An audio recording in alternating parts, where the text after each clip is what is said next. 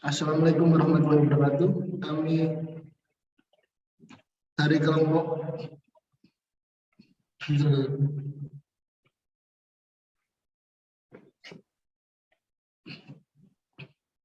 Assalamualaikum warahmatullahi wabarakatuh. Kami akan mempresentasikan kerja kelompok kami. Saya Pandu Satria Mulia, nomor 146200273. Saya Muhammad Rifki Fikri Firdaus, nama Muhammad Rifki Fikri Firdaus, NBI 14620000282. Dan saya Sandy Aulia Kifari Agni dengan NBI 146200279. Oke, konsep virtual assistant. Virtual assistant adalah orang yang memberikan layanan administratif dan dukungan bisnis kepada perusahaan dari jarak jauh atau remote. Tugas dari virtual assistant adalah mengerjakan tugas administratif yang dibutuhkan oleh klien atau perusahaan. Jadi, tugas asisten virtual tergantung dari kebutuhan klien atau perusahaan. 1. Asisten pribadi, seperti halnya asisten pada umumnya. Asisten virtual yang bertanggung jawab untuk menjadi asisten pribadi terhadap klien atau perusahaan. Salah satu tugasnya yaitu mengatur jadwal, menyusun agenda, melakukan panggilan telepon, dan lain-lain. 2. Entry data. Ia bertugas untuk mengumpulkan data, memeriksa keakuratannya, dan menghapus data yang tidak diperlukan. 3. Mengelola media sosial. Tugasnya adalah membalas komentar dan pesan yang datang dari follower atau bahkan memantau insight media sosial perusahaan. Seperti yang kita ketahui, di zaman sekarang media sosial memegang peran penting bagi perusahaan dalam menjalankan bisnis. 4. Melayani pelanggan. Bagi perusahaan yang berada di bidang produk atau jasa, virtual assistant kadang diperlukan untuk melayani pelanggan seperti halnya customer service. 5. Mengelola email.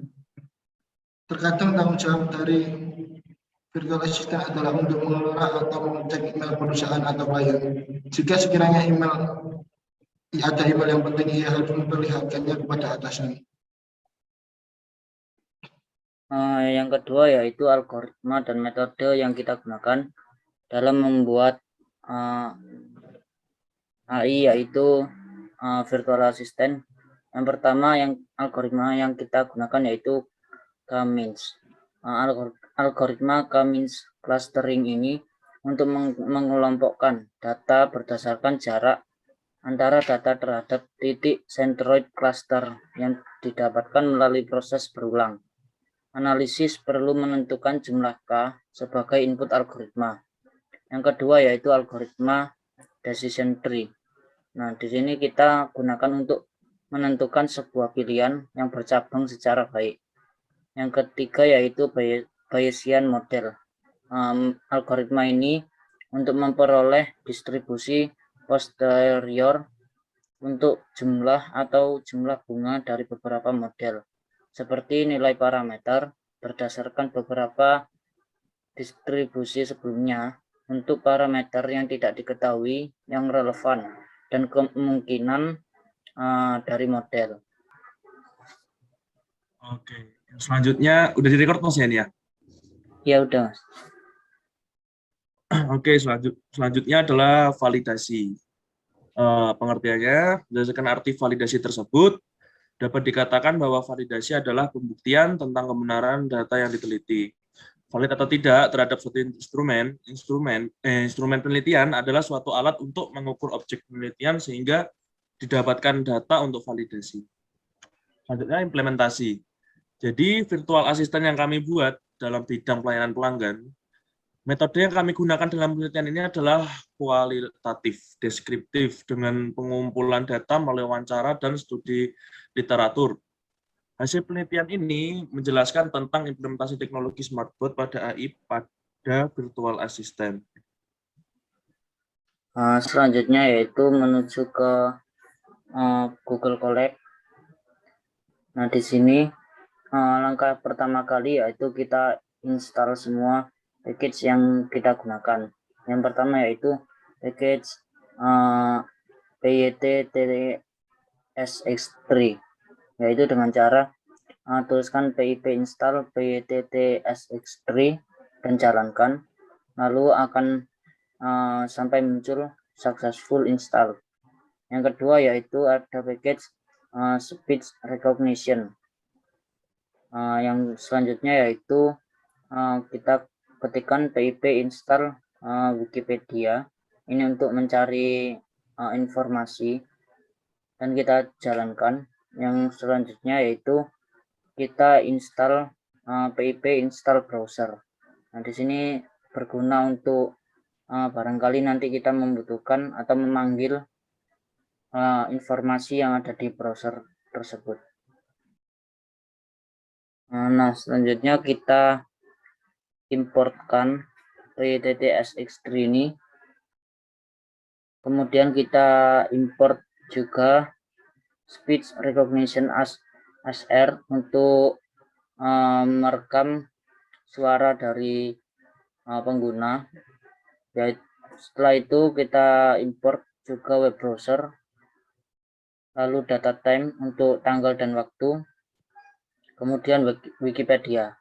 Nah, selanjutnya yaitu kita membuat sebuah metode untuk mengambil perintah dan mengenali perintah yang diambil dari modul speech recognition.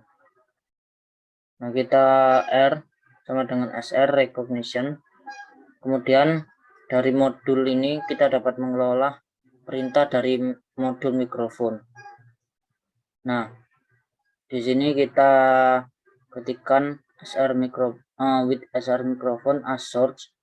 Kemudian perintah print listening, kita cetak kata listening. Nah, setelah itu kita membuat audio sebuah peringatan. Di sini audio tidak akan berjalan jika syarat tidak terpenuhi. Nah, waktunya yaitu 7 detik. Nah, setelah proses itu dijalankan, kita menggunakan try and catch, yaitu untuk menguji suara. Jika suara dikenali, maka akan terdeteksi bagus. Kalau tidak, maka akan memiliki pengecualian penanganan. Nah, selanjutnya kita ke Dev Speak Audio.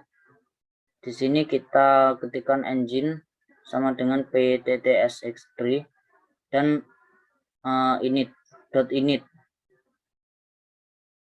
Nah, selanjutnya kita membuat metode atau memanggil metode untuk mengambil nilai dari voice.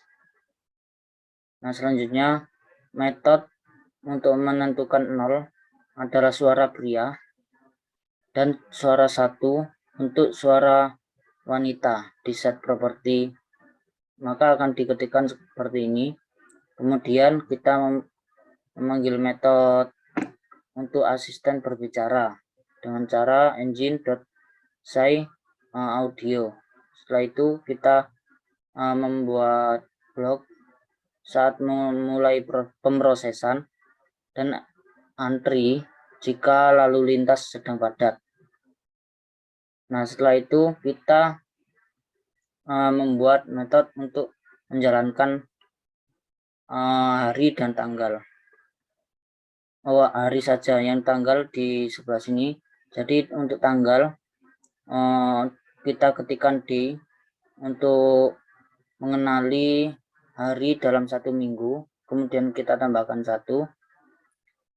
Di sini kita buat penomoran, yaitu 1 hari minggu sampai 7 hari, sampai Monday, Senin sampai hari Minggu.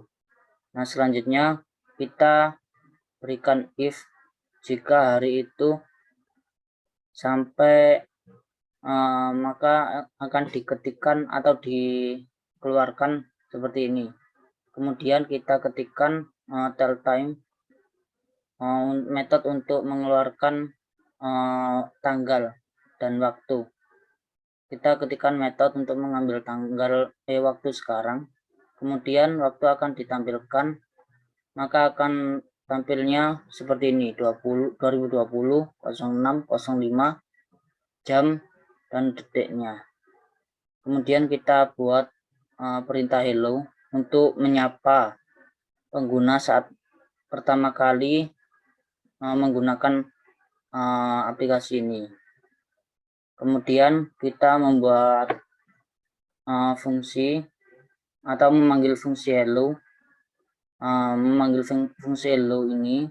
Kemudian program ini akan berjalan terus-menerus dan akan berhenti ketika pengguna mengatakan kata kunci yaitu bye.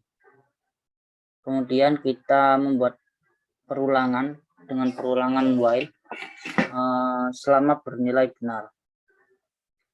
Nah, kemudian perintah ini mengubah kata dari besar menjadi kecil, jadi keluarnya nanti hurufnya sama semua, tidak ada yang besar dan kecil, jadi keluarannya menjadi sama.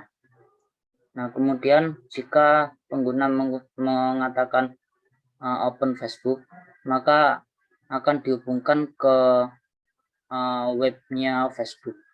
Kemudian begitu juga ketika mengetikkan atau mengatakan open Google, maka akan diarahkan ke Google. Jika tanggal waktu, maka akan ditampilkan waktu.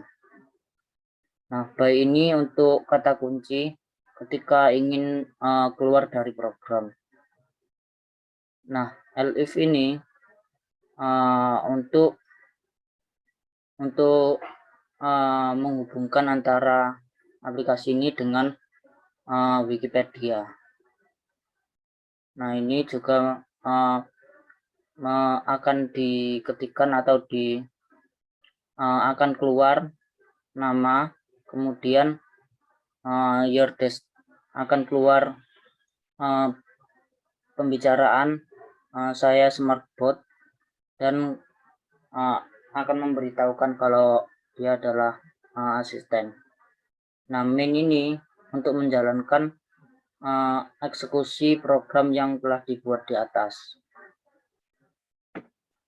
Nah, sekian presentasi dari kami. Mohon maaf apabila ada salah kata.